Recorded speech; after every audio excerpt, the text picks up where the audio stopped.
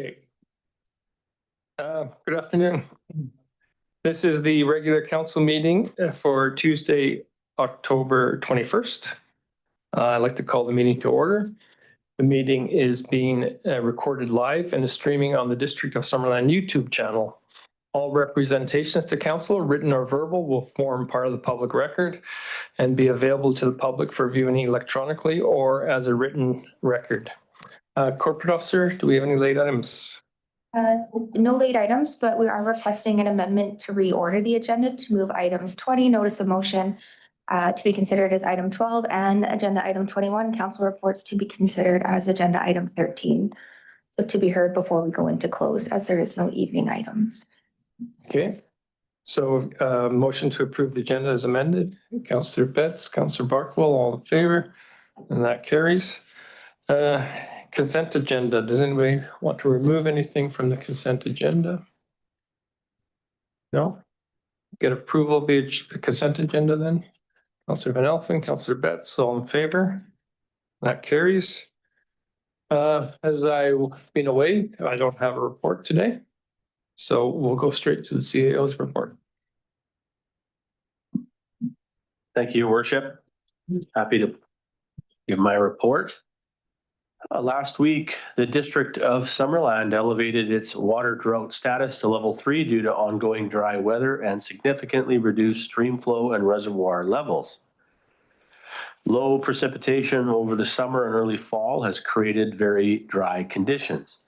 Even with the recent showers we had over the weekend, reservoir data indicates that both domestic and agricultural water supplies could be affected in 2026 if drought conditions continue. Moving to level 3 now helps stabilize our water supply while ensuring essential needs for residents, businesses, and farms are met. While most people are done watering their plants for the season, please consult the website for more information on the odd and even watering restrictions if you are watering plants and trees and your lawn. And you can check the website for more information on that detail. If we do not get more rain soon, we might need to move to level 4 drought status in the next few weeks, at which time more information would be shared with the community. We are continuing our consultations on the draft official community plan and have open houses planned for October 28th and 30th at the George Riga Center from 4 to 8 p.m. with formal presentation scheduled for 4:30 p.m. Come out to learn more about what's happening with the plan, like proposed changes to the urban growth boundary, land use designations, growth management policies, and development permit areas. The phase 2 What We Heard report is also on the website, along with other resources if you get a chance to look at that before you come out. We want to hear from the community members about what their views are, about what the plan should include and how we manage growth in the coming years. Lastly, the Summerland Aquatic Center will be hosting a Halloween haunt on October 25th, and tickets are available in person at the Aquatic Center for $7.50 each. Come out for a fun night of game swimming and more, and don't forget to bring your costume. We are also hosting a free youth night on October 29th for ages 12 to 17 in collaboration with the Foundry, the Okanagan Foster Parents Association, and Prima Pizza. No registration is required, and you can check out the website for more information. That concludes my report. Okay, thank you. Any questions for the CEO? No? Then we'll move straight into our delegations. And we have up today the South Okanagan Civil Community Division of Family Practice. If you want to bring up 5 chairs if you want, Tracy, if that works for you, whatever. Jen and I will take it. Okay. Just ask you to push the button so the red light comes on. Yeah, and that it's all yours. Technical person. I think we have. So thanks so much for having us back. I had the pleasure of being here a few times. Tracy St. Clair, Executive Director of the Division of Family Practice, and Dr. Jennifer Bajan, our board chair for the division, and I are going to give a bit of an update on recruitment and where we're at with patient attachment. And we've asked Dr. Weisgerber and Dr. Hoekstra to join us. And you probably know them as being physicians in this community and very involved and full of ideas for improvement. And Nicole Peters is also joining us. She's our recruitment lead for the division. So we've got a bit of a presentation that we'll run through quite quickly so that we've got lots of opportunity for discussion and questions. Do we operate it ourselves? So the South Okanagan-Similkameen Division of Family Practice has recently celebrated our 15-year anniversary.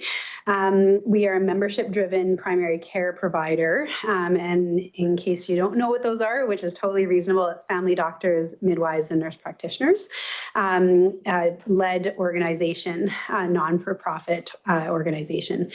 So if you look at kind of family doctors are traditionally quite independent. We work outside of the system. We can decide where we work, when we work, how we work within, of course, some sort of regulation, and divisions kind of helps to bring us together and makes a concerted effort into forward thinking and planning. You've probably heard me say herding cats. So that's about what it's like working with family doctors. So our mission is to support primary care providers to deliver the full spectrum of primary care needed throughout the South Okanagan-Similkameen. And we'll get into what exactly that means, because I think when you think of your family doctor or your nurse practitioner, you think of going to their clinic and having a visit, and it's much, much more. It doesn't say this on here, but our private mission is really to ensure that every patient who wants a family physician or a nurse practitioner will have one. And certainly knowing that not everyone wants that regular relationship, at least access to a nurse practitioner or family physician.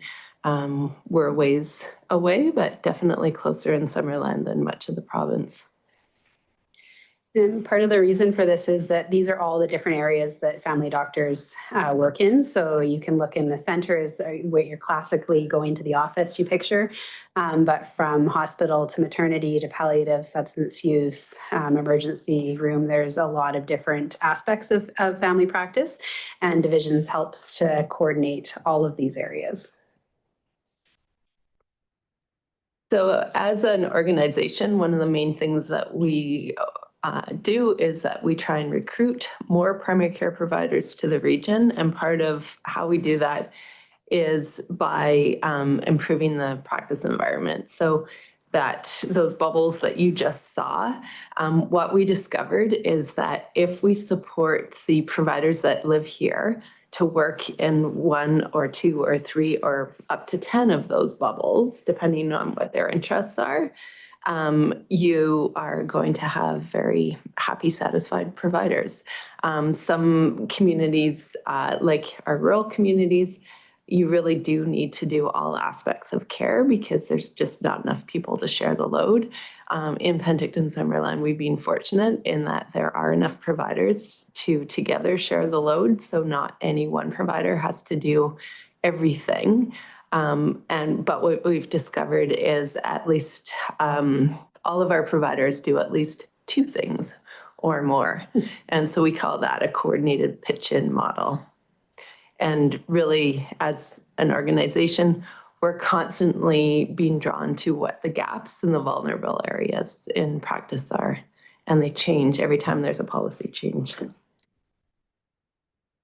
we have a bit of a snapshot of the physician distribution in some of our rural areas. And we recognize that Penticton and Summerland look different from the different communities, but we also recognize that there's been a relative stability. But when you have a certain number of providers in a smaller community, losing 1 or 2 providers can make a big difference. And so we know that retention is the key, which is great because we know that Summerland has been working on that quite a bit.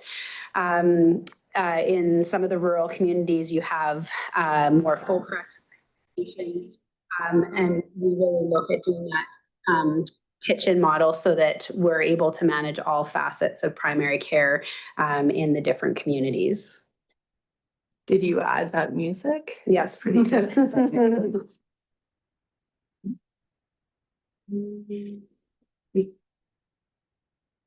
Oh, is it this one? Just not moving. Oh.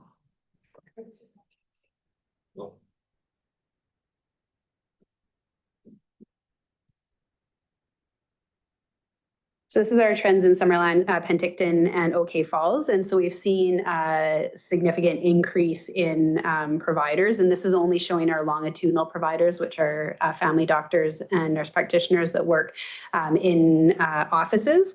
There's about 40 more that are working as locums in different programs within the communities. And so we've had a greater involvement in hospital and specialty care, but there's also rising complexity and a shift away from an 80-hour work week. So we're looking at that many physicians are now sharing their work across services and in shared care practices, and which seems to be attractive to our new grads when the workload is shared. We are also seeing with those numbers, especially in Penticton, that the providers are seeing the greater needs in the rural communities. All of our city is Kearney and Princeton, so we are seeing more and more people living in Penticton, but perhaps helping out with practices in the rural communities.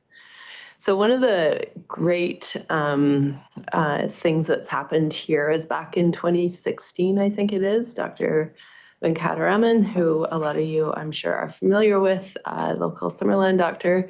He and some others worked really, really hard to make to get a residency program in the South Okanagan.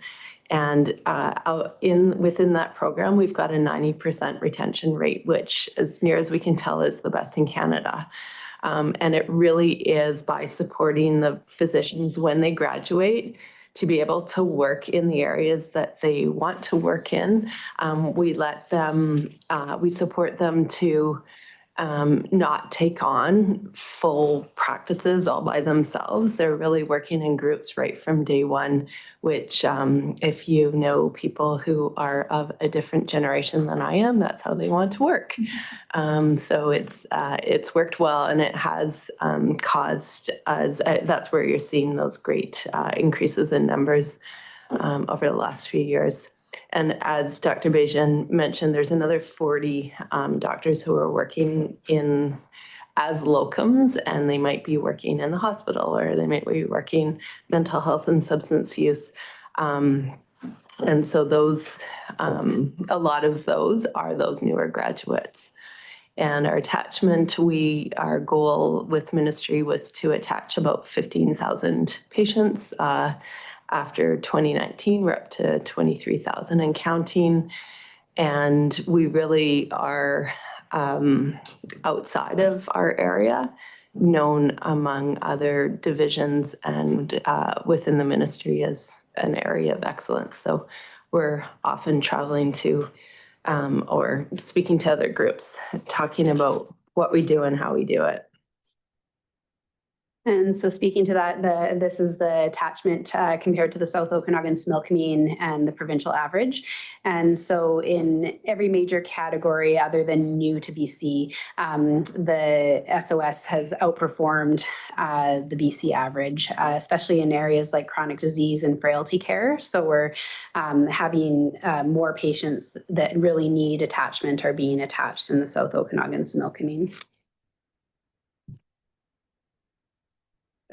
So not to get into the intricacies, but what we found back in 2017, 2018, we were starting to lose some doctors out of hospital. They were starting to give up privileges. It was just too much to do everything. And we had more and more patients that didn't have a provider in the community.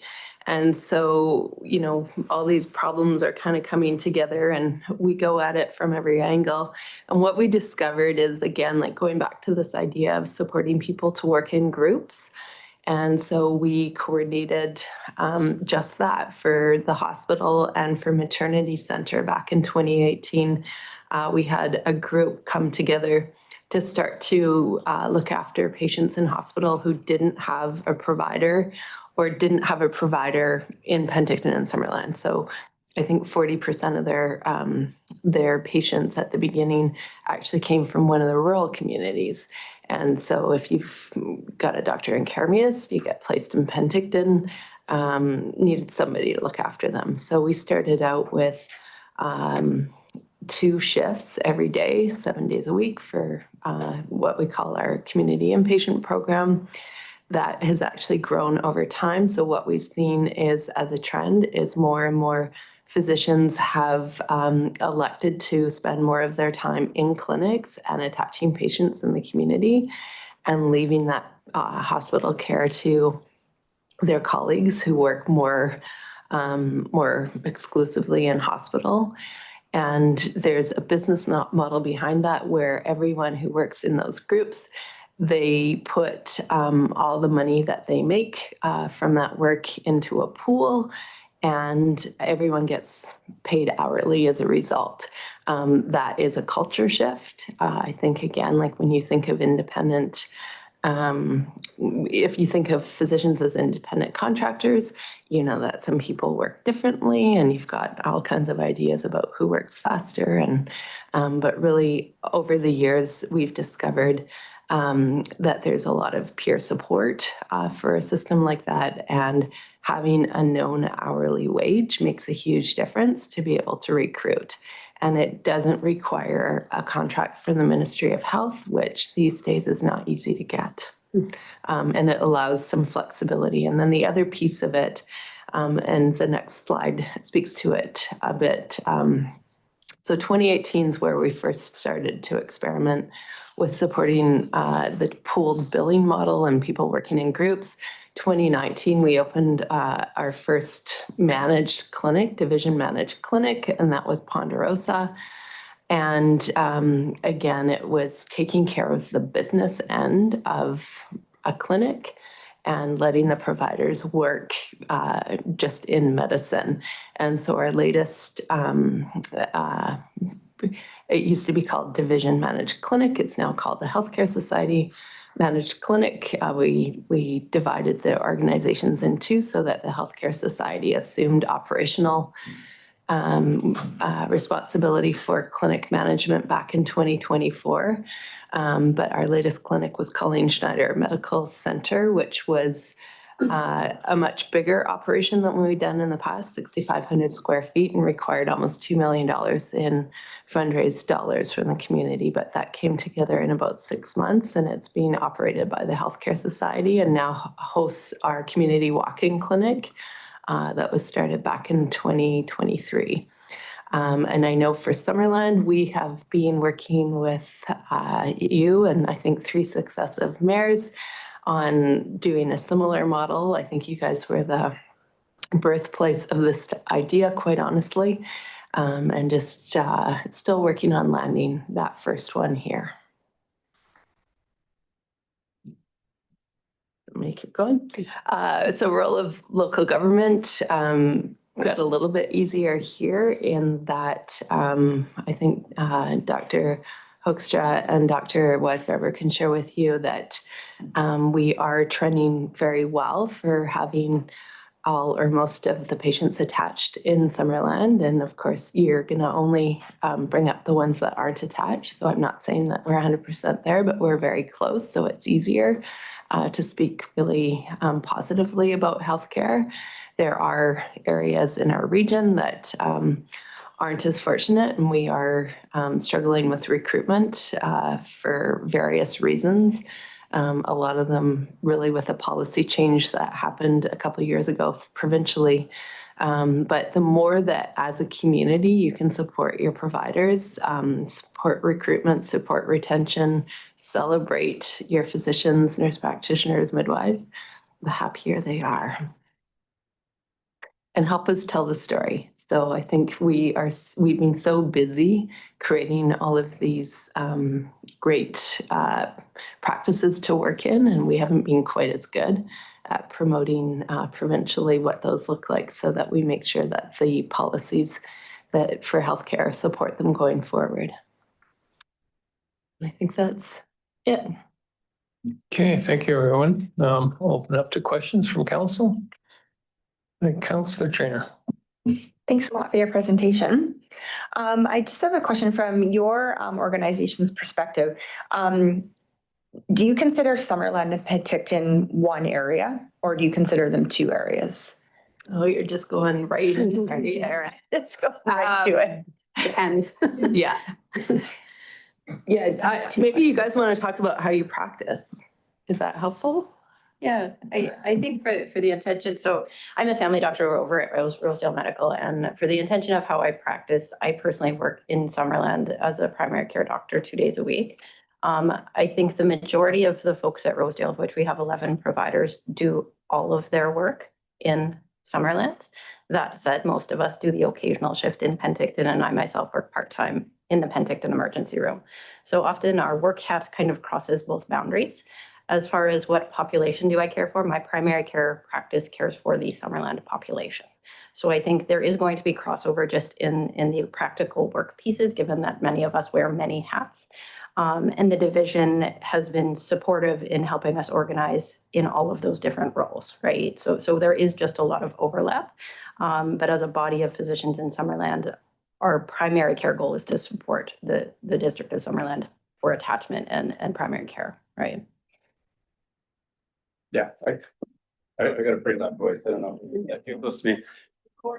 Oh, I see. Sorry. Okay. Well, and I'm working out of the Kelly Ave Medical Clinic, so just across the parking lot here. And my practice specifically is just here in Summerland. So I work here in Summerland. I live here in Summerland, and I only provide long-term care coverage, like nursing home care for patients in Summerland as well too. But I think it is just the nature, just as Dr. Weisgarber was saying too, is so many of our medical resources as well are connected to Penticton. So just by nature of the healthcare system, where there's always going to be a bit of a blend, but most of the providers at the Kelly Ave Medical Clinic have similar practices like myself, that we're caring only for community members in Summerland. There's a little bit of mixture as well, where there's some clinicians who are working at the Martin Street Outreach Clinic in Penticton, as well as doing hospitalist work as well too. May I follow up? Yep. Okay. When you are able to partner a patient with a new doctor, and that doctor is in Penticton, are you seeing that as a struggle at all? Or are you seeing that patients are okay to travel? I think what walk of life the patient is in to some degree as well too. Oh, Yeah, no. So for some of our community members that don't drive, for example, or relying on other people to commute to other locations, it becomes much more of a challenge. And what's nice for attachment, even locally, if we get into those circumstances with patients, is at least we can do things like home visits locally, whereas trying to take care of somebody for myself in Penticton when I'm living in Summerland or Peachland or anywhere else, it makes it obviously a bigger obstacle for sure. I think our preference wherever possible would be to have a provider in your own community, and where it kind of runs into is, I think Summerland is great. Like Tracy said, it's almost like fully attached for people that want to have a provider. And I know, again, there's always going to be outliers, but this wasn't always the case. And so there's quite a few Summerland patients that are attached to providers in Penticton and have formed like a longitudinal relationship. And so we don't really see those patients. Like I don't see the patients that come to see me in Penticton now saying, oh, I hear we have more providers in Summerland. Could we get there? It would be more like a one-off, like maybe they're not able to travel anymore. And then it would be me probably getting on a phone with one of my colleagues and being like, hey, I have this patient. We've had this relationship for a while, but now we're not able to travel. And I mean, I've got patients from Princeton and Karamias and Oliver and Asuyas that all come into Penticton.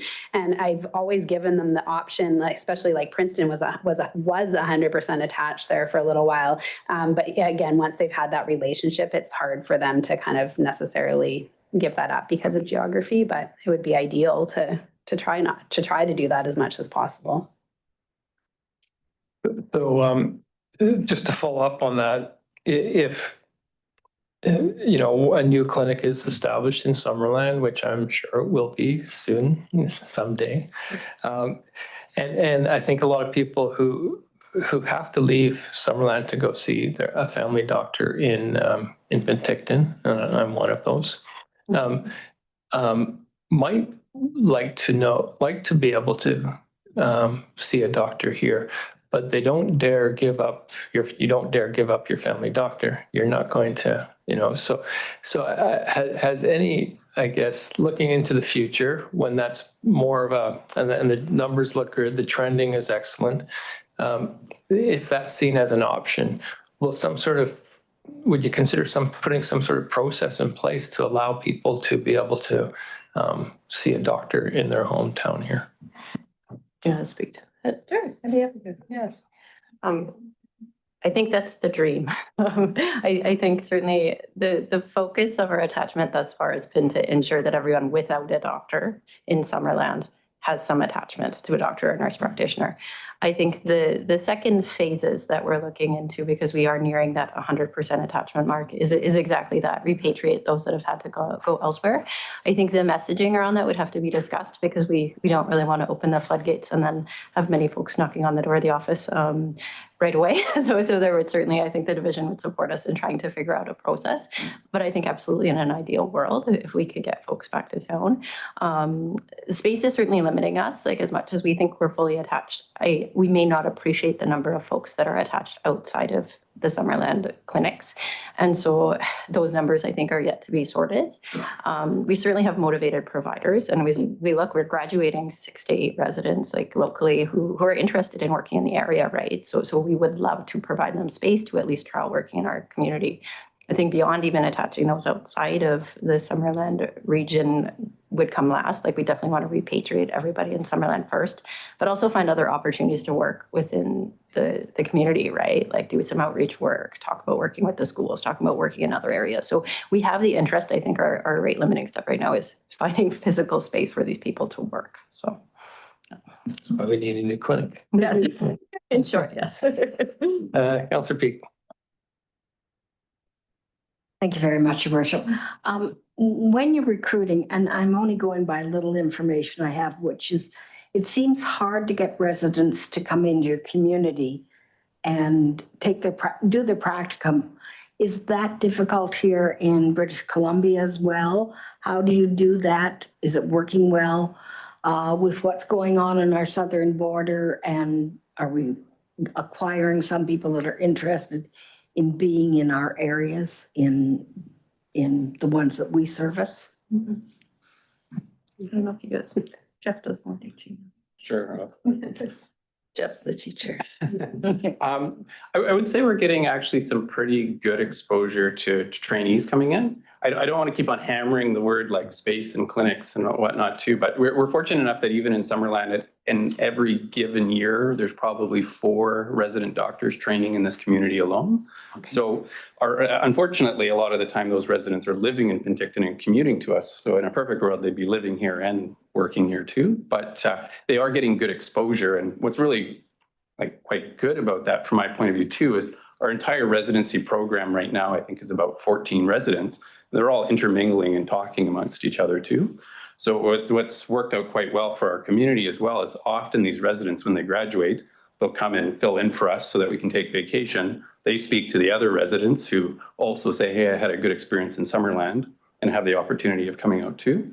The added benefit, I think, in the future as our residency program hopefully continues to grow and we are able to accommodate more residents in the future is, once again, we have to be able to have space to accommodate them. So right now we're limited in both the Rosedale Clinic as well as the Kelly Ave Clinic in how many trainees we can take. And there's a lot of expressed interest, I know, at the Kelly Ave Clinic, I can't speak for the Rosedale one, where we'd like to be able to even take students, medical students who are training as well too, as part of their rotations. And unfortunately, I get emails every fall asking me to take people, but we just don't have the space to accommodate them right now. So that would potentially, if we did grow as a primary care community as far as clinic space go, we'd be able to potentially attract even more people and to kind of get a flavor of Summerland too. And this was not prepared, this whole clinic space thing. Councillor Betts. Thank you, Mr. Mayor. And thanks for the presentation. I'm the only new one on council, and there was there was just so much to learn in terms of our care providers in Summerland over the last few years. And this presentation has actually helped wrap that up really well, because nobody can ever connect all the dots, especially with understanding how SOS Healthcare Society is your business management weighing as of 2024. That's just really helpful for me to understand better. And I really hear what you're saying about the need to showcase your successes, because it sounds like there's a lot. And when we were at UBCM, we heard a lot of different communities talking about their challenges, getting doctors to come and stay. And I really just like the foresight of, the residency program bringing people here, and, councils work really hard. And I know everybody's been working really hard together in the background and didn't quite, get to land the plane on a big project. But of course, we keep looking forward, right? So, I just thought it was really well presented in terms of what the successes are. And I like hearing that other communities are wanting to know more about it. My question actually was just earlier in the presentation, it said, what are the identified gaps and vulnerable areas in any community? But are there any here in Summerland that are identified as a gap that you're kind of targeting in on at this time? I'm not sure that as a community, we have come together to really pull statistics on folks that are having limited access, et cetera. I think certainly when we look at comparison to what is offered in, say, Penticton, for as far as extra services that they do have. We look at things like the Foundry, right? We look at the child and youth mental health supports. We look at some of the Martin Street Clinic and substance use supports. And we are a smaller town for sure, but I think as we look to expand and we reach full attachment, we say, where are the other areas we as physicians can serve our community? I think certainly thinking about bringing some of those services, if we have interested kind of team members to help provide to Summerland, would be really important thing to look at. But I think in doing that legwork, we'd be looking to the community to say, well, what are the gaps, right? And so I think there's more data to collect there. I think we've, for the last few years, kind of just been in let's get everybody a doctor mode. And that now we are luckily in a place where we can really look and say, how can we optimize, right? Maybe we have enough bodies at this point, and how can we optimize our service delivery and try to identify those gaps? So I know there's a few of us that are very, very keen to be doing some more outreach work, like going off site out of the clinic and going, to do more long-term care work, home visits, more often palliative care, and maybe working with the schools at some point to see what kind of thing we can offer in kind of a youth support fashion. So very hopeful that that'll be something we can work towards. But I think from a data perspective, I haven't seen anything specifically identifying the gaps in care. I'm not sure if you have, Tracy.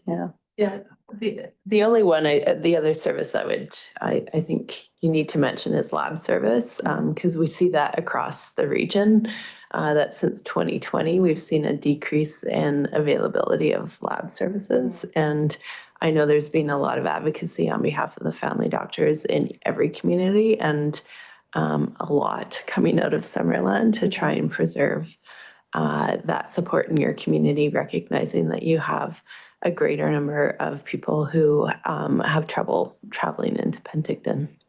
So, and as I'm sure you know, lab services are well beyond anything that we have direct influence over, though we try. Yep, follow. Just as a follow-up, I like that idea. I know not, and I wasn't specifically speaking to numbers and stats, because that does take time to kind of get there. And I appreciate the attachment kind of angle over the last number of years. I do think that child and youth mental health is definitely at the front of everybody's mind right now. And kind of having that discussion and bringing it forward, and not having it just be a discussion, but let's involve our community, and doctors, I think, are a really important part of that. So I think it's really timely. And I just want to say thank you very much. I'm at the Rosedale Clinic. I have a family doctor and it's very meaningful to me. So thank you. Thank you, Councillor Peak.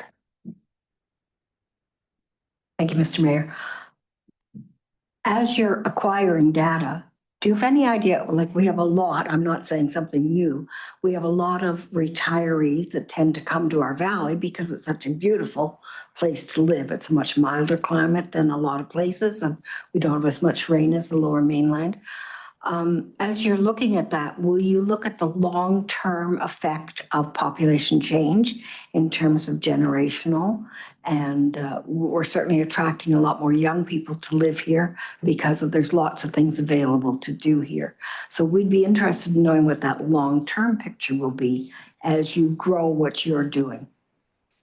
Yeah, well, I think that's super important. I mean, even when we were just planning for a primary care network, so doing some team-based care, we had to put forth an attachment target. And the whole time we were like, well, it's fine to say this is how many people are currently on it, but we know how many doctors are retiring in the next 3 years and 5 years, and we recognize that that's going to be detachment. So that was one of our things that we worked on was really trying to help physicians transition out of their practices without abandoning like 1,000, 2,000 patients. And so that's been an important part of our practice.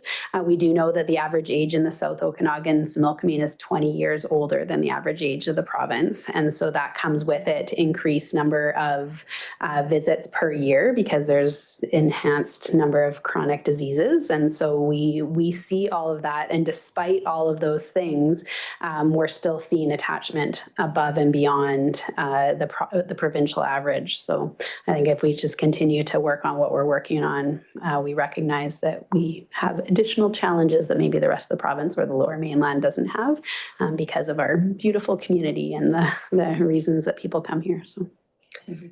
The good news too is that the Ministry of Health is constantly, one of the measures that they're looking at is the complexity of care that's required. And they do that, nobody knows the real algorithm, but you're either healthy or medium or complex. And it's not called those, but the 3 categories.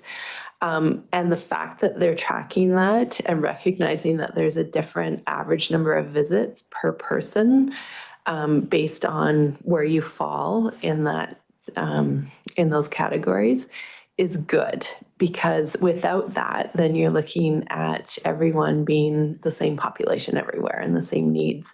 And so we're constantly pulling data as an organization, looking at average number of visits, population numbers, where are, I call them supply numbers, doctors and nurse practitioners, but how many providers do we have who's about to retire in 2019? 30 to 50% of our doctors were going to retire in the next 5 years. We've now seen a lot of those retirements happen. We were able to delay a number of them by supporting them to work differently.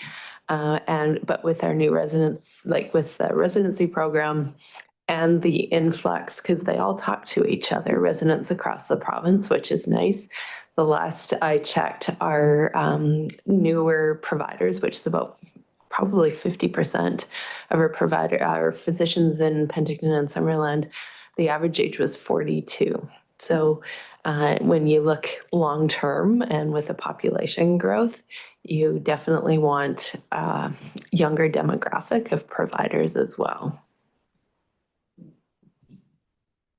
So with the stats you're talking about and the way they're trending or have obviously do trend, does that argument give you the opportunity to argue for more dollars within this area because of those stats and those changes?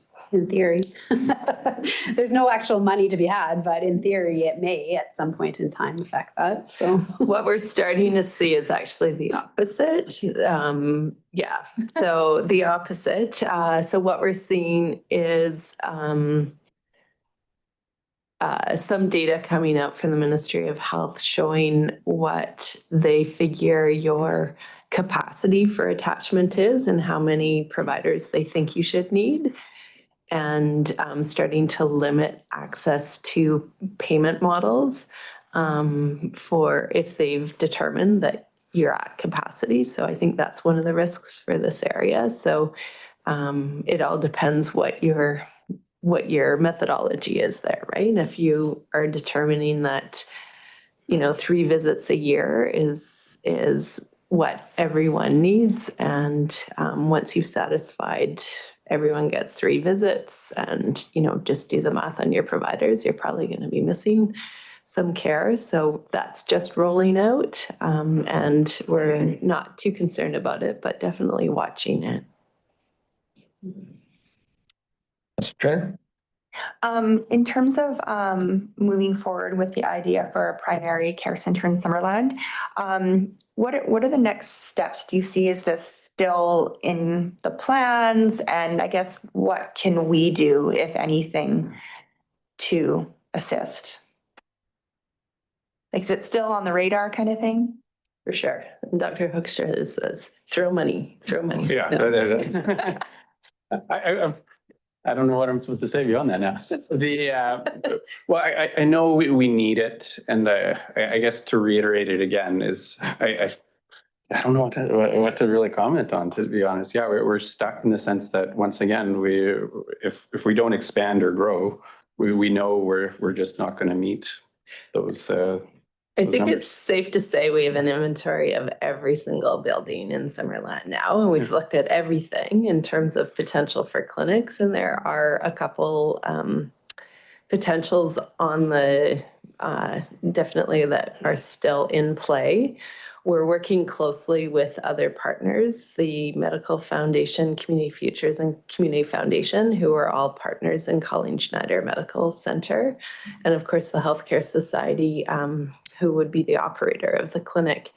So I think we're far from done, and I think we're hoping that some real tangible options kind of bubble to the top. And then one of the other things we've been grappling with from day one is the Healthcare Society can operate the clinic, and the division can help to support to make sure that there's staffing there. But at the end of the day, who's owning the building? Who's paying for the capital? And with Colleen Schneider Medical Clinic, what came out of that was Community Futures is holding the lease and has limited the rent, capped it, so it's not going to be exorbitant going forward. And that type of model where you've got some kind of community organization owning the building and the Healthcare Society operating the clinic seems to be a sweet spot. And certainly you probably at UBCM saw the Colwood model, and that's where the municipality is owning the property. So that we've brought that to you guys several times. If you guys want to own it, that would be great. But we do have other partners in the mix. Who paid the capital for that new one in Penticton? It was fundraised dollars through the Community Futures, Community Foundation, and Medical Foundation. Yeah. Yeah. And to be fair, I think we went out in January to start fundraising for it, and we had enough commitment by April to be able to move forward, and it opened in July. So there's interest out there. Yeah. And I think there's donors on the ground out there. And it's way easier if you have an existing space. As we know in Summerland, building new is very, very expensive. And that's where I think I feel like we were very, very close. But yeah, $9 million versus $2 million, which was the Summerland Clinic was estimated to be $9 million. And I think we can argue the numbers on that, as CAO stat will probably tell you, and say maybe it was overinflated, but it was still a far cry from 2 million, which is what the Penticton Clinic, because it was an existing space, came in at for capital expenses. Councillor Peak?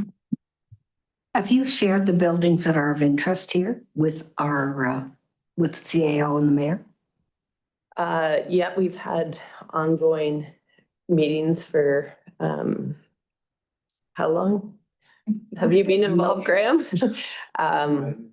So yeah, nothing new on the table. It's just the interest from the owners of the buildings kind of comes and goes depending on what's happening in the economy. So, but like, maybe you can tell us, maybe there's some new buildings on the, no, okay.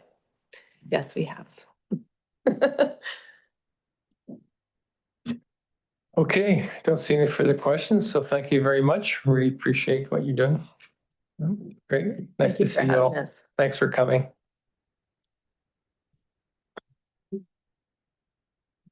Moving on to the public comment opportunity for any agenda items. Don't see any. So we'll move straight on to our business items in the Summerland Fire Department. And Fire Chief Robinson, please.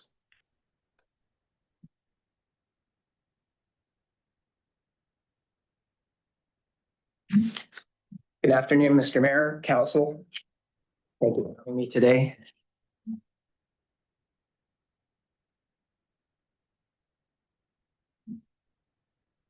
As Greg gets up the slide deck.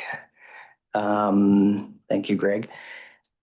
First one I'll talk about is incidents. And a total of 75 incidents occurred in July, August, and September. Gangbusters in July and August, and then we petered out in September. Similar call volume to last year at this time, 7 fewer calls, and that's due to a quiet September, but that's okay. It's not a bad thing. My next slide is training. I'll pop down to structural collapse under specialized training. We sent 3 firefighters to this course. It's basically a shore base of a building after it collapses. That way, if we're called in, we can safely carry out a search. Number 2 here is the high-rise cross training. We sent 5 firefighters to Penticton. We've opened up a 6-story new building down on Lakeshore, and another one's going to open up beside it fairly soon. This helps with mutual aid calls. We can see what they're doing and apply it to our training. We can also learn from each other. It helps safety of the firefighters going to all these kind of calls. So we had a total of 97 calls or 97 training events for July and August and September for this quarter. It's quite a big increase of 59 events. This is mostly due to 2 new fire trucks. Driving is an important and crucial part of many skills of our firefighters and that they must learn. We must get the fire truck safely to all calls, practices, and then back to the fire station. Our next one is permits. So we don't allow burning in July, August, and September. And as of today, we just opened up our agricultural burning. Glad to see a little bit of rain over the weekend, which was good. So that's why we decided to open it up for our farmers. And my next one is inspections for the third quarter. A total of 549 were completed in July, August, and September. 361 are due for fire hydrants, where we drive around and just make sure that there's no grass in front of them or they haven't been taken out or anything like that. The property inspections are consistent with previous years for this period. And then my last one is public education. We have 14 events for this quarter, similar to 2024 quarter. Public education events consistent with previous years. We had a good turnout in July for our open house. Those that attended had fun and left well informed. Thank you. Any questions? Okay, thanks. Council, any questions? Councillor Betts. Thank you, Mr. Mayor. Thanks as always, Chief, for coming and showing us, showcasing what you're up to. My question kind of has to go with more so the delegation that came to our last council meeting, and I just had a couple questions we can maybe talk about. I left that last meeting feeling like there's a disconnect between what council has decided versus what has come to be the status quo in terms of where the fire department stands with first aid provision, medical assistance, and providing that or not, even at the most basic level. So my question is, are we missing some of the foundational documents, the foundational procedural standards that the fire department needs in 2025? Thank you, Councillor, through the mayor. Is it like the operational guidelines that you're asking? I'm not sure about the foundations. Yeah, I mean, I'm not sure if the right word, it kept coming up at the meeting, but I don't know if it's the right like wording to say standard operating procedures for the fire department. And I know that we've kind of come to a situation now where our fire department doesn't provide medical assistance, and that's where we are right now. So be it, but do we have, does the fire department have standard operating procedures in terms of providing first aid for residents? Are we missing that? Would you like to have clarity on that to be able to do your job to the best of your abilities? Do you feel like that's something that's needed for the Summerland Fire Department? Okay, thank you again. So an operational guideline is a piece of advice or a recommendation. It's a suggestion. It's a suggestion how to do things. It's not mandatory and it's not a policy. So I think that's question number one that you're looking for. We don't have a bylaw, so to speak, for medical because we don't do it, but everything else we do that we provide. At this time, it's not a priority right now to do medical, but it could be in the future. Right now, our priority is we have 7 brand new firefighters, and it takes them 2 years of solid training to get them up to a training standard. So that's really our priority. Also, thanks to you guys, we have 2 brand new trucks, and so it takes time to train all those members up to a certain standard as well too, to get them certified for those trucks. If we don't have drivers, the trucks can't go out. The other priority right now is we have a Fire Smart coordinator position open, and we're trying to fill that, and we're very busy with lots of Fire Smart questions. So that is another priority. Also, we do have coming up in 2027, I think you'll see is a core review or a master plan. And that can help us with collecting more data for what I think you're looking for. Yeah, may I follow up? Mm-hmm. Yeah, I find that, I think that master plan core review, I think will be a really important look at where we stand in our community. I found the presentation by BC Ambulance as well in the last meeting very informative in terms of how medical calls are being met in our community and meeting expectations and meeting the standard of care. And that was actually really encouraging. But there is a discussion in our community about the fire department being able to provide even basic first aid care in an emergent situation.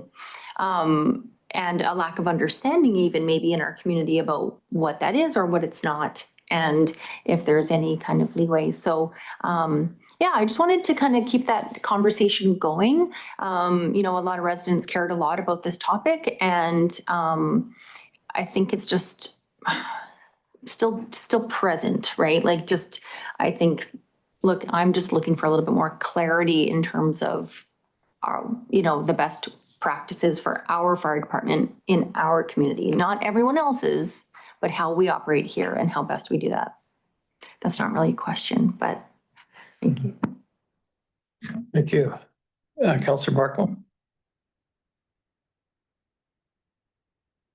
Thank you, Mr. Chair. One of the stats that we used to get was the average response time, and sort of tracking how that's changed over time. I think since the last time I remember talking about it, Glenn was still the fire chief, and he said that it had been trending longer.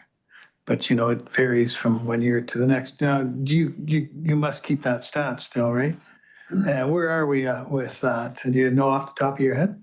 Thank you, Counselor, through the mayor. Actually, it's funny you should ask that because I just looked it up the other day. We're trending just a little over 7 minutes. And I think from probably 2 years ago, we were at 6 minutes and 30 seconds out the door. So I think we're trending a little bit upward, but not 30 seconds is not a lot, but it could be a lot. But I don't think 7 minutes out the door is not bad for a paid on call fire department. Councilor Van Elfen?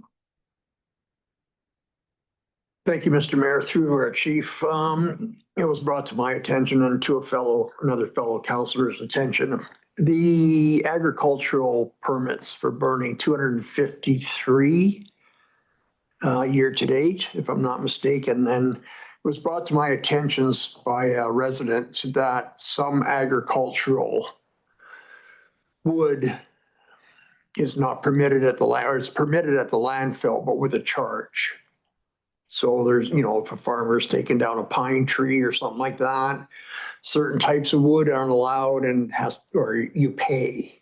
If you didn't pay at the landfill to dispose of this, do you think these permits would go down? Be less burning out in the rural areas? Thank you, Counselor, through the mayor. That's a good question. I don't know. I could see it happening, yes. It's something for sure, but I'm not 100% sure, but it could be. Yeah. Thank you. I'll speak. Thank you, Your Worship. Rob, I don't know how often we do it, but do we do a capacity of water and on your trucks and things to do with the insurance and how that spread goes in the community? And is it something that's regularly checked or looked at? Thank you, Counselor, through the mayor. Yes, every 5 years, I didn't know this until about 2 years ago. I learned it myself. This year I am undertaking it's called a fire underwriter study, FUS, and I'm meeting with a fellow out of Vancouver. We've been meeting this last year, and we've been collecting some data for Summerland, and we're building a 5-year model, or a model right now based off of what we currently have. So yes, it's something we're doing as we speak. Thank you very much. I'm aware of the model elsewhere, so I was interested. Thank you. Okay, don't see anything else. Thanks very much, Rob. Yeah. Do we need a motion to receive that report? A motion to receive our chief's report. Councillor Van Elfen, Councillor Betts, all in favor? That carries. Capital projects update. Joe and Jeremy.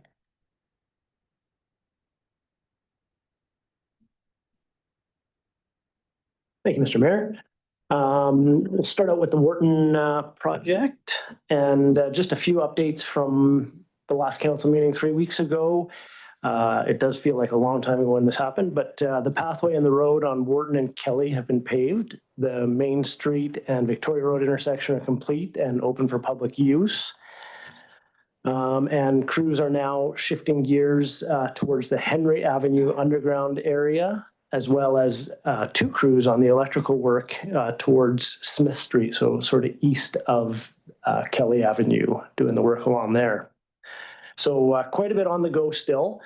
And we even had some updates as of this morning with scheduling of a few things, and I just wanted to highlight a couple for council today. We do have to do a crossing of Rosedale. This is right by the Esso station. Between the Shell station, between the roundabout and the Shell station. We have to go underground across that road, so obviously a very busy road.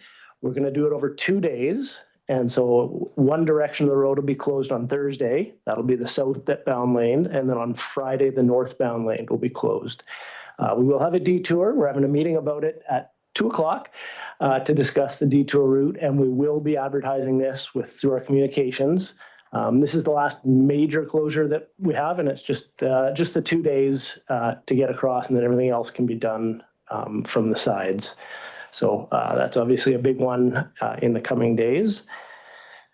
The other major work that we're doing is on Henry, where we're going to be closing the road there permanently. The concrete goes in on Thursday, and then you're going to see all the paver stones start to take shape. Most of the underground work is done in that area, so the pavers will go in starting next week and be done well in advance of the Remembrance Day, or in advance of the Remembrance Day ceremony.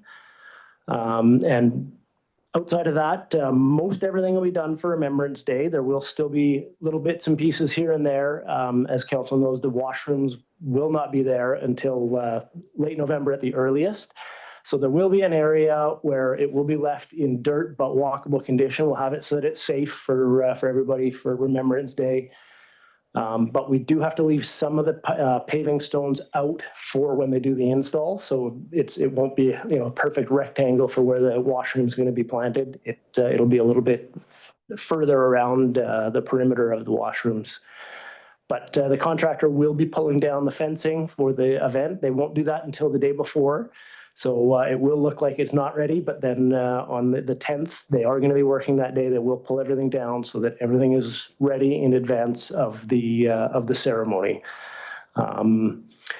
We'll have turf grass in the area around the cenotaph. So there should be areas for everybody to stand and not be standing on gravel or mud or anything like that. So it will be to an acceptable standard, except for obviously the washroom not there. So happy to take any questions council may have. Yeah, any questions on Wharton Street? Councillor Trainer. Coming down to the 11th hour. Sorry. Remembrance Day. Anyway, yeah.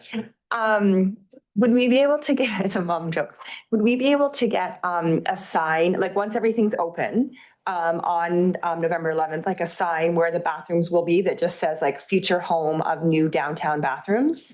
Just so that when people are there, they know what that's for, and just showing them that those are something to look forward to. Yeah. Because that's kind of will be the only missing, the big missing piece from the rest of the project. Yes, great idea. Councillor Peak. Thank you, Your Worship. Joe, in advance of you trying to get out of here for a 2:00 meeting, you're not going to me. Oh, how nice. Okay. So I know that there was concern from the Art Center regarding their November 17th sale, the Christmas sale opening up. So will the rest of Wharton Street be finished or open in the short term? Does it happen in, I don't know, shortly after November the 11th or whatever? Yes, through the mayor. That's the goal, is to have everything out of the way. There is one, what's it called? Beside the Art Center. A switch vault. One switch vault that will be installed on the 13th, so just in advance, but they're actually working on it quite diligently right now to get all of that work along the frontage done, with the hopes of paving it before the paving plant's close. So there should be no interruption to that event. Does that include whatever was dictated as being a work around the ramp? Is that part of the vault? That was the vault that Jeremy was speaking about, yeah. I wondered that. Thank you very much, Jeremy. Thank you, Joe. Councillor Middleton. Thank you, Mr. Mayor. Through to Joe, the existing washrooms, are we able to keep those open for Remembrance Days, or are we winterized already? They will likely be winterized. Yeah, they are winterized, so. Councillor Betts. Thanks, Mr. Mayor. Just a quick question about the Rosedale closure. When you say Thursday, that's this Thursday? Okay, so Thursday and Friday, there's going to be lane closures at the roundabout, kind of between the roundabout and Main. That's where it is. Okay. Let's get that out to the public for school times on this week. So that's what the 2:00 meeting is about, just to see if there's ways of not working near the school closures, like trying to make it as least disruptive as we can. I know that schools are, I guess school's not in on Friday, but Thursday it will be ongoing. So we found out this morning about this, but they're pushing so that they can get everything paved. And we said, okay, usually we want more notice, but this is what we're going to do to get this paved out, because that can't be left without asphalt. So we are working with communications right now to try to get out whatever information we can get this afternoon. Councillor Barkle? Thanks. It was brought up to me, the area behind the car washes at the Shell station. I guess the power lines are gonna be right along there. It's all district-owned land from the roundabout over to the edge of the wash station. Will that be paved when you're all said and done? Because nobody's been looking after that until now, and you come out of the car wash and it's some big potholes and stuff. Yes, a very good question. We'll pave definitely where they've done the excavation, but ideally we get a little bit more done in that area just to clean it up. Yeah, the whole area should really be paved, I think. Can I follow up? Yeah. More paving. So, we've got some paving work scheduled, around town and we had a little bit down there. I guess not a lot of paving, but now we have McKinley Clark in town. Have they been getting the contracts, or is it Peters Brothers that have been coming in with the lower bids? Through the mayor, McKinley Clark got the contract through the general contractor for the Prairie Valley Road project, but Peter Brothers won the district paving project, so that's the multiple ones around town. And Peters is the subcontractor for the Wharton project as well. So Peters was low bid for all of those in competitive bid processes.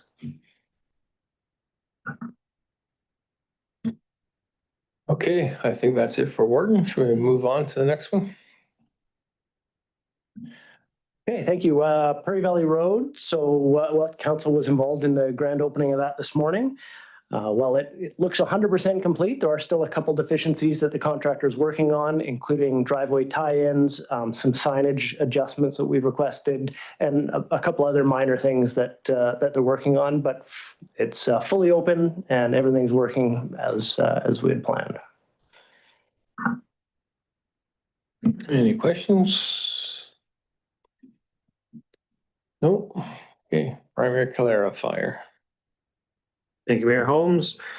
So the big milestone for the clarifier is the concrete pour for the clarifier proper is now complete. And we're moving on to rebar work in that for some of the other components. So we spent the last couple months working on the clarifier. So the big 1,000,000-liter bathtub is now sitting there with fully poured. So moving on to the next. And other than that, that's about the only update we have for clarifier. Okay, any questions? Councillor Barkle. So looking at that picture there, the area that's sort of worked out in front of it is that's I presume going to be the pump vault. So if they're just building a concrete wall, why is there so much rebar? I'm beginning to think that the $2 million price tag for that pump vault was sure we got competitive contracts for it or bids on it, but my God, I wonder if it wasn't over-designed to cost $2 million for a pump gallery. And then looking at that rebar, which looks like you're going to have a bulletproof wall. Yeah. Through the mayor, thank you, Councillor. Clarifier is following best engineering practices. There is some pipe work in that underneath that concrete there. So yes, the picture may not do it justice, but that's a pretty sizable pump gallery there, and there's other components underground that you don't see in the photo as well. So, and it was competitively bid, and we had multiple bidders on this. We probably want it to be bulletproof, don't we? Yeah. Yeah. Anyone else? No further questions. If we get a motion to receive the report, Councillor Barkle, Councilman Alphen, all in favor, that carries.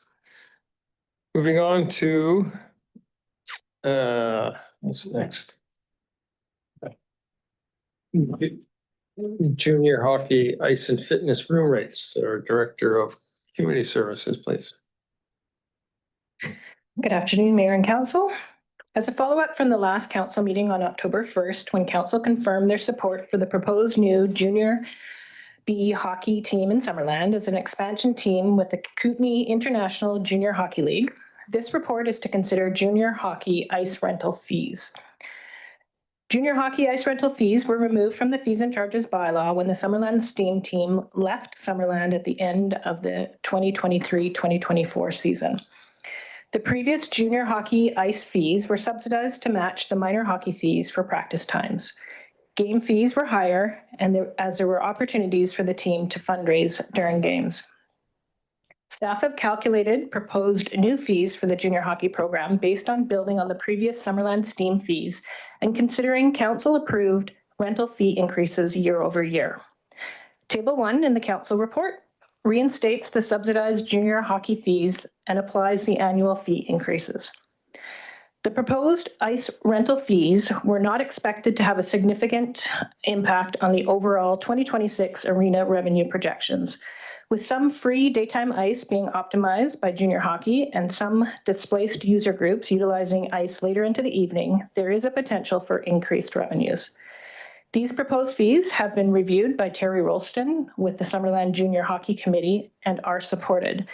The Junior Hockey Committee is not requesting any subsidized fees for player fitness room access to the Summerland Aquatic and Fitness Center at this time, as they will be looking at other opportunities for funding to support this activity. Staff are looking for direction from council on the junior hockey fees and will return at a future meeting as part of the semi-annual fees and charges bylaw review with the updated bylaw for council's final approval. Thank you. Thank you. Council, any questions? Councillor Peak. Have you had discussions with other groups that might have their time changed because of this kind of new junior team coming in? Through the Mayor, Councillor Peak, every year when we do ice allocations, we inform the groups that a junior hockey team may return, and those ice allocations may need to be reallocated back to a junior team. So we haven't followed up since this. It has been in the media, so most of the groups are aware of it, but we will be, once we find out if the application is going through and approved and things are moving forward, we'll do a formal email out to the user groups. Thank you very much. Do we know how much ice time they'll be requesting? Will it be kind of on par as the Steam, or will it be different? Thanks. Yes, the committee did submit the requested ice times, which is pretty much exactly the same as what the Summerland Steam had. Councillor Van Alphen. Thank you, Mr. Mayor. I'd like to move the staff recommendation. Okay, do I have a seconder? Councillor Peak, any discussion? Councillor Betts? I just wanted to note that it just seemed like a reasonable recommendation based on inflation as affected all other user group fees. And that's what made it easy for me to support it. It just seemed sensible. Thank you. Yeah, it makes sense to have practice fees the same as minor hockey. They are juniors, you know. Yeah, I'll call the question. All in favor? And none opposed, that carries. Next up will be the Summerland Community Arts Council requests, and Laurie. Thank you. The Summerland Community Arts Council issued a letter to the District of Summerland Council dated September 30th, 2025, with a time-sensitive request for assistance as they are managing internal financial difficulties. Staff met with the Arts Council representatives on October 7th to discuss their proposed interim operational funding requests. The first request is for the District of Summerland to release the 2026 standing grant allocation to the Arts Council immediately. The Director of Finance has confirmed that the district has sufficient funds on hand to forward the Arts Council their 2026 standing grant of $8,500 immediately. The second request is for the District of Summerland to defer the quarterly collection of the shared revenue from the rental of the George Riga Arts and Cultural Center for the period of September to December 2025 until March 31st, 2026, instead of January 31st, 2026.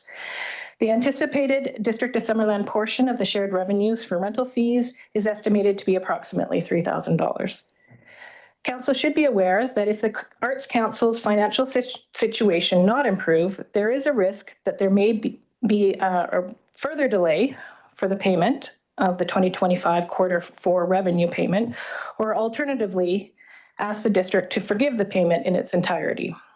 If Council supports the Arts Council's request, staff will immediately issue a check for the $8,500 standing grant and put a placeholder in the budget to capture the deferred quarterly revenue to be collected on March 31st, 2026. Thank you. Okay, thank you. Council, any questions? Councillor Barco. What steps has the Arts Council done to bring their financial house into order? Through the mayor to Councillor Barkwell, I don't have an answer for that. We do have members, representatives from the Arts Council here in the gallery. If you would, I don't know if it's appropriate to ask a question directly to them or not, but they are here. Think of better, we could ask them, but they're not necessarily prepared to, they didn't necessarily come here prepared to answer questions. It might be better to ask them to appear as a delegation at some point in the future. No. Councillor Benz? My understanding from the letter that they did send us, kind of outlining the challenges that the Arts Council is facing, did kind of speak to some of the changes that they're trying to address in the interim to maintain a financial viability. Obviously, that does take a little bit of time. And I'm sad that they're going through such hardship, because it's really an important part of our community. But sometimes these hard times encourage us to seek better answers and to find new motivated volunteers, and hopefully to help move forward rather than fall apart. I really hope that. I know our entire arts community has really been affected since COVID. You can see that with live music. You can see it all like across the board. And funding sources are slim. So for me, I am willing to support this recommendation. I think that this organization needs some time, and I wouldn't want to ask the members who are present to answer if they'd like to come and present once there is an answer. I think that's something that I would be welcome to hearing and learning more about. I think arts in Summerland is incredibly important. Our guests and visitors benefit from it, so do our residents. So I think that we need to keep the Arts Council going while they get reorganized. Okay, thank you. So we'd like to bring that motion forward. I'll bring the staff recommendation forward. Okay, do I have a seconder? Councillor Peak. Any further questions, discussion? Councillor Peak. I appreciate the hearing that council gave me at the last meeting to be able to bring this forward in a quick manner. And I know that the Arts Council is looking at some reorganization. I won't speak for them and other aspects of what the committee and the board itself will be doing, but I know that they'll be working towards creating a very stable foundation for working forward. I will be speaking in favor of the motion. Councillor Farkle. Yeah, I remember the letter when it's in the package again, the agenda. I was just hoping for there might be some sort of, expansion on what they're taking, but I imagine also that we'll be hearing more about this in the future. So it's a temporary step, and we'll see how it goes from here on. And for the future, I'd like to know a little bit more exactly about what steps they are making and how these things have gone for the last, like light up is a big thing. So all these things, we'll wait for the future and wait to hear. Councillor Chinner. Yeah, I'm definitely in support of this, but I would like the Arts Council board to come to council as a delegation once they've had a meeting and discussed a bit more of how they're going to go forward, because I'd like to know what they're going to do and their plans, and maybe we could give some feedback and we could generate some ideas to help. But yeah, I'd love to learn more. because I appreciate how challenging this is. So anything, that we can do to all come together on this would be good. Thanks. Okay, I think they've made note of that, right? You can take that back to the board? Yeah, thanks. I'll call the question in. All in favor? And none opposed, that carries. Moving on to 9.5, the amended 2026 budget timeline. Director of Finance, please. Thank you, Mr. Mayor. So the purpose of the report is just to make a slight revision to the 2026 budget timeline. We are proposing to start general fund deliberations on December 9th instead of the 8th, and then finishing on the 11th instead of the 10th. And that's it. Why? Personal reasons. I will not be here. My son is playing on a select team, lacrosse team, and he's going to Seattle. So I won't be home on that Monday. Okay. Hope they let you back into the country.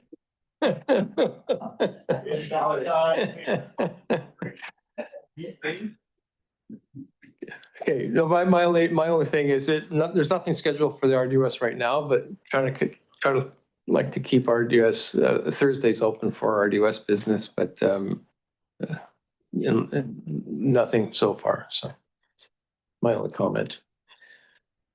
Anyone else? Any questions? Someone want to bring that forward, please?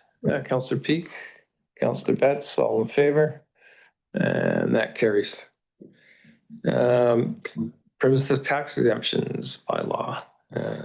Dave. Thank you, Mr. Mayor. So the community charter provides council with the authority to grant permissive tax exemptions.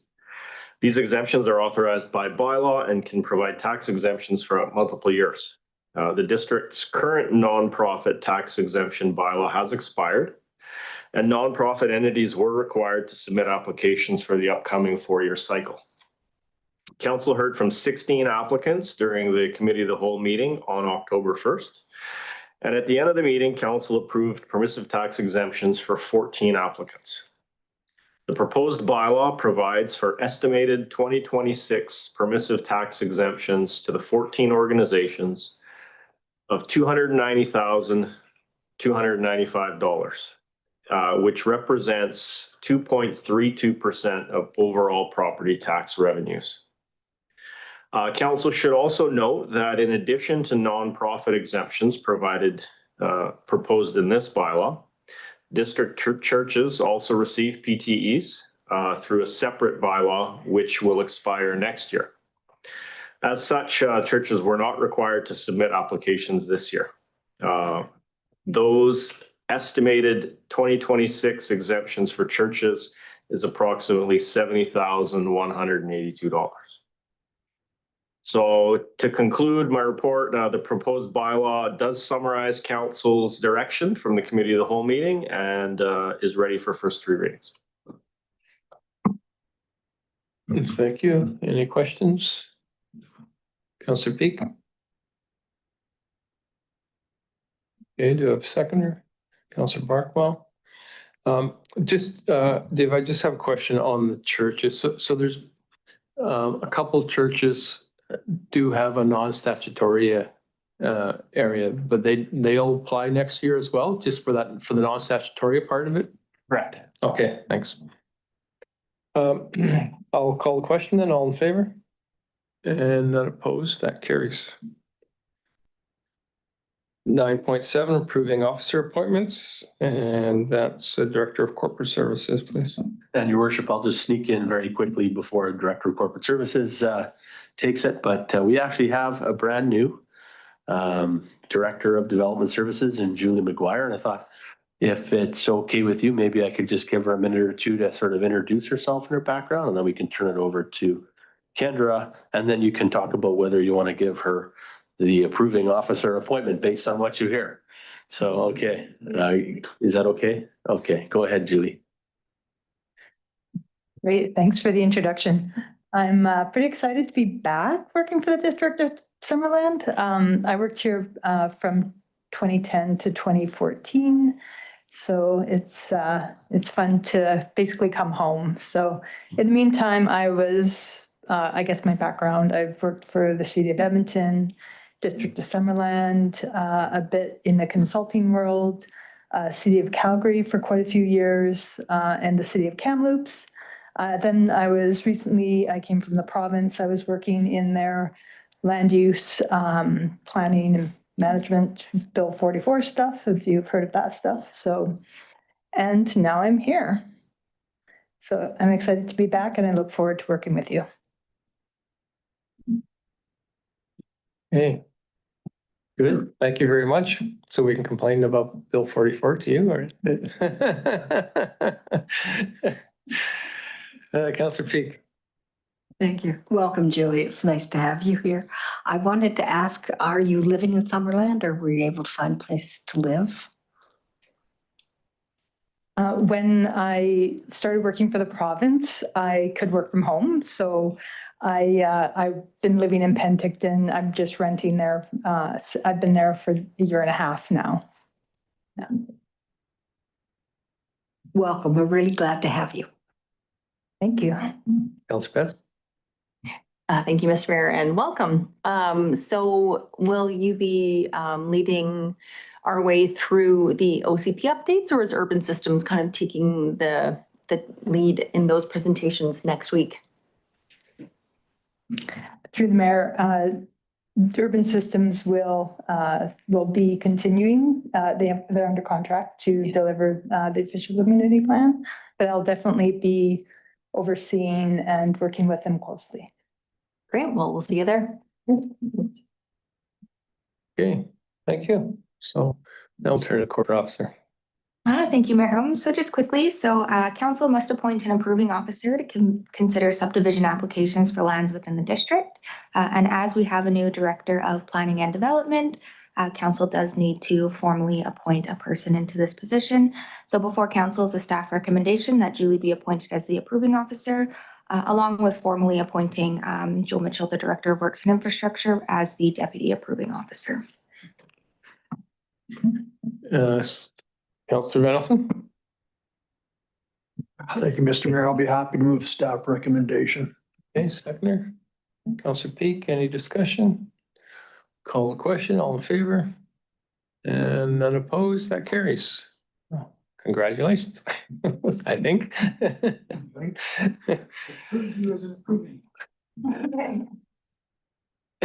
The MRDT amendment bylaw, and that's corporate officer. Thank you again, Mayor Holmes. So before council is the MRTD amendment bylaw number 2025-023, which proposes just administrative amendments to the main MRDT bylaw to reflect the 5-year timeline of the program. So March 1st, 2026 to March 1st, 2031, and as well as for the bylaw to come into force and effect on March 1st, 2026, to closer align with cabinet approval of the district's application. And with that, I'm happy to take any questions. Okay, any questions? Councillor Barkle? So this requires cabinet approval, which is going to take us past the beginning of the year. What if there's the government falls between now and then? When if the government fell in February 2026, would that mean when do we expect to get the approval? There's a new government. That's an interesting question. When we plan to get the approval, it should be before, I think probably into cabinet before Christmas, because finance has told us they take a few months to work with providers of accommodation and platforms and that to roll out the changes and to implement them, point of payment systems and all that kind of thing. So knowing that they take a few months and they told us March 1st is the target they're looking at, it must be in front of cabinet imminently. Yeah. So hopefully if it gets a stamp of approval from cabinet, the rest of the delay is just sort of administrative, and regardless of what happens with the government, we'll still be going ahead. Okay, I wasn't sure about that, so that's great. Okay. Any other questions, comments, Councillor Betts? I'll bring forward the staff recommendation as presented. Okay, second, Councillor Peak. Any further discussion? Call the question, all in favor? And none opposed, that carries. We'll now scoot down to the notices of motions. Anybody have a notice of motion? Don't see any. And council reports. Any reports? Councillor Barkwell. So at the RDOS last week, we had a tour of the new building, which will be very good for the RDOS's purposes. They were pretty crowded where they had been for a long time. And it was lucky that this building was available. And we had last week a first, hopefully, reorganizational meeting for Citizens on Patrol. And we had half a dozen or more people show up. Very helpful that we had the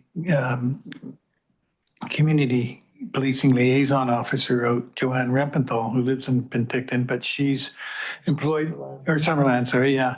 And she's employed partly by the city of Penticton for the restorative justice program and partly by the regional district. So as a regional district employee, she's a resource available to us here in Summerland.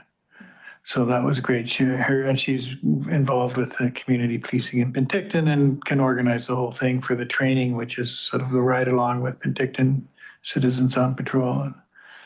And then we'll have to talk about a little bit in the budget for next year for the operation, a little bit for gas and visibility. So hopefully we get more. I think we want at least 10. I think they had up to 15 or 20 before, and I don't see any reason why we won't get up to that sort of numbers again, once the word spreads more. Okay, thank you. Councillor Trainer. On Thursday, I attended the RDOS meeting with Councillor Barkwell. I filled in for Mayor Holmes. And then Friday morning, we had the groundbreaking, even though they've already technically broken ground at the new seniors or Parkdale Place senior housing project on Dixon. That was really good. There was quite a few people there. And that is scheduled to open in July 2027. And I had several people ask me, well, when can they put in an application? And Charmaine from the society said that they start taking applications 1 year before. So this summer, they'll start taking applications for that building, which will have, I think, 90 units in it. So that's exciting. And then on Friday night, the downtown stores hosted a support local night. Now that the main intersection at Victoria and Main is open, they just wanted to invite people down.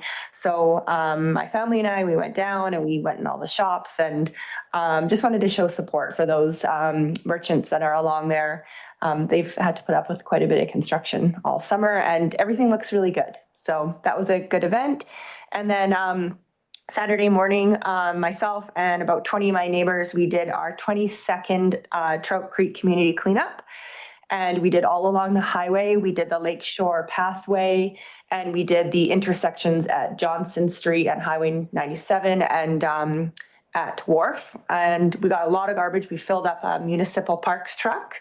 So I wanted to thank district staff for giving us that truck and all the supplies and all my neighbors for coming out. It was a good event. Thanks.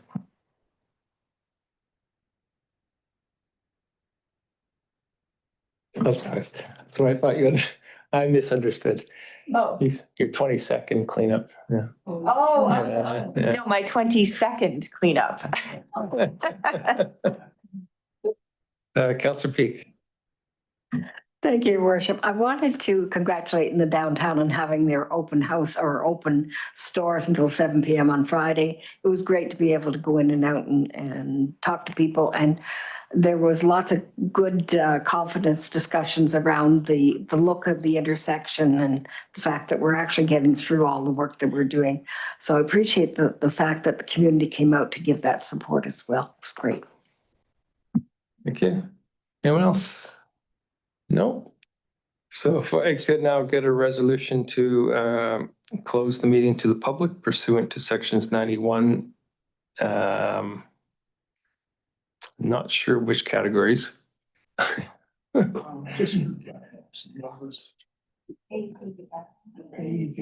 Oh, they on they're online here, not in my printed copy, that's the problem. Would be 91A, C, E, I, and G. Of the community charter. Yeah, someone like to move that?